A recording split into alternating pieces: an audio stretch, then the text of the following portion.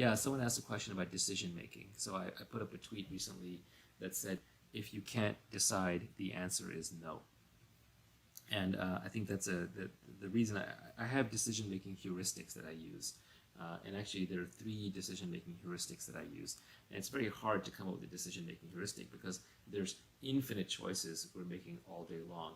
And trying to figure out like some rule that apply to all the choices is really difficult. So obviously, these rules are not going to apply to everything. You have to be intelligent about when to use them and when not to use them.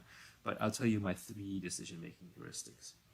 First is, if I'm faced with a difficult choice, such as, should I marry this person? Should I take this job? Should I buy this house? Should I move to this city? Should I go in business with this person? If you cannot decide, the answer is no. And the reason is because modern society is full of options. There are tons and tons of options. We live in a planet of 7 billion people. We are connected to everybody on the internet. There's hundreds of thousands of careers available to you. There are so many choices.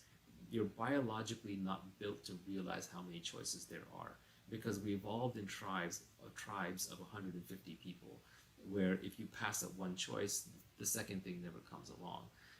Also, when you choose something, you get locked in for a long time. If you start a business, that's 10 years. You get into a relationship, that's 5 years, maybe more. You move to a city, that's 10, 20 years. So these are very, very long-lived decisions. So it's very, very important that you only say yes when you are pretty certain.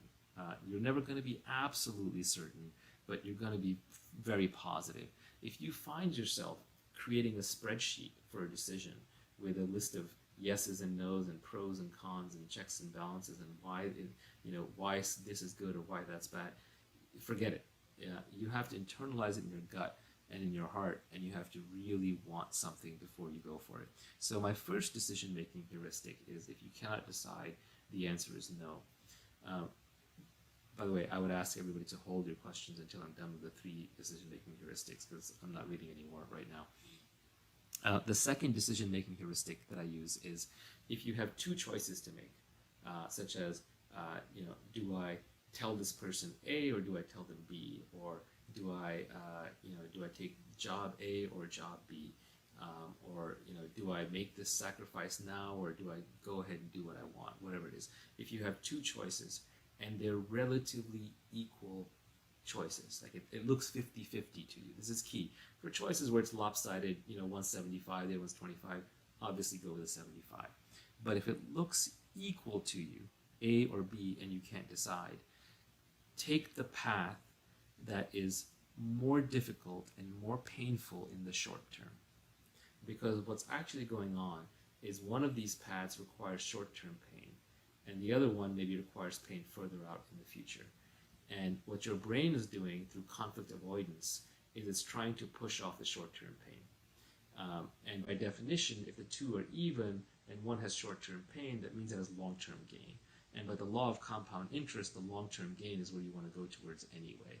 So your brain is overvaluing the side that has the short-term happiness, and it's trying to avoid the one with short-term pain. So you have to cancel that tendency out, and it's a powerful subconscious tendency by leaning into the pain. As most of you know, most of the gains in life come from suffering in the short term so you can get paid in the long term. Working out, like for me, is not fun. I suffer in the short term. I feel that pain, but then in the long term, I'm better off because I have muscles or I'm healthier. The same way, if I am reading a book and I'm getting confused, if I can't understand what's going on, that's just like working out and the muscle getting sore or tired or filling with lactic acid, but it's not just my brain is being overwhelmed. But in the long run, I'm getting smarter because I'm absorbing new concepts sort of at the limit or edge of my capability. So you generally want to lean into things that have short-term pain but have long-term gain. My trainer, Jerzy Gregorek, aka the creator of the Happy Body, he has a beautiful short saying where he says, hard choices, easy life; easy choices, hard life. So what he means by that is if you make the hard choices in the short term, like, oh, I shouldn't eat bad carbs or processed foods, or I should go ahead and do the workout, which is difficult and I don't feel like doing it, then in the long term, I'm going to have an easy life.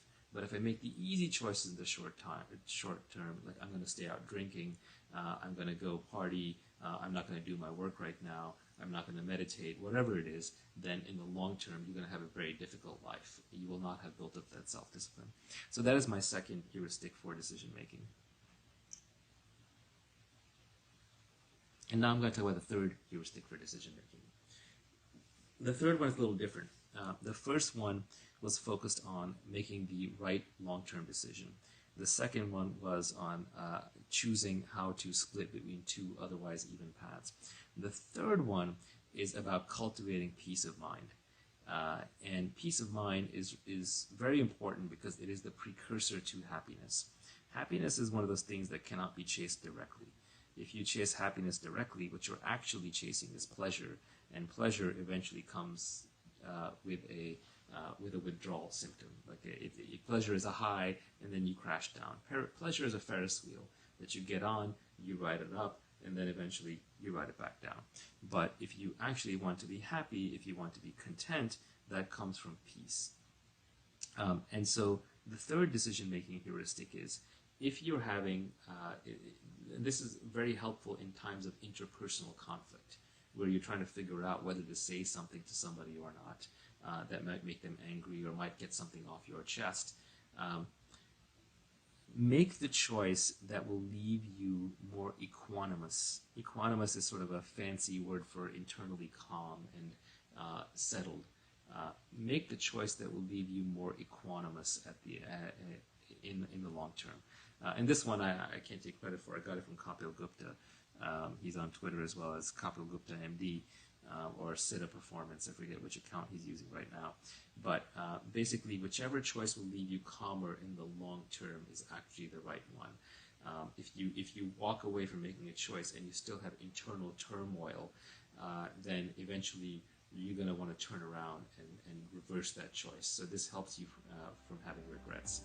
So those are kind of my three decision-making heuristics.